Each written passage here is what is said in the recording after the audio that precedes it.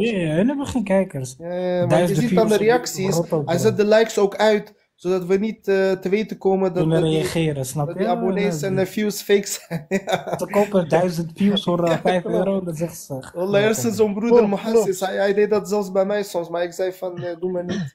Snap je, ze kopen uit India hele trollenfabrieken of Rusland of zo, je weet, China, duizenden kijkers en zo kun je kopen. Ja, Dat soms is ik wel kijk naar die gewoon... kijkers, ik scroll naar beneden, ik zie daar Chinese namen en zo. Ik denk, hoe dan? Ja, Wallah. ja man, klopt. Het is allemaal Ja. nep, man. Die hele boek van hun is gewoon bewerkt. Dat is gewoon de waarheid. Er is niet één schrijver. Bijbel is letterlijk door honderden mensen geschreven. Gewoon mensen. Het woord van God vind je nog amper erin. Dat is gewoon een realiteit. Lees de Koran en lees de Bijbel. Er is een groot verschil.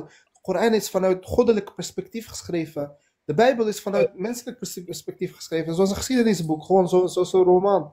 Van ik zag dit Maar en er was Sabir, een stam Sabir. en Ze dit. zeggen, ze Ja, zeggen, en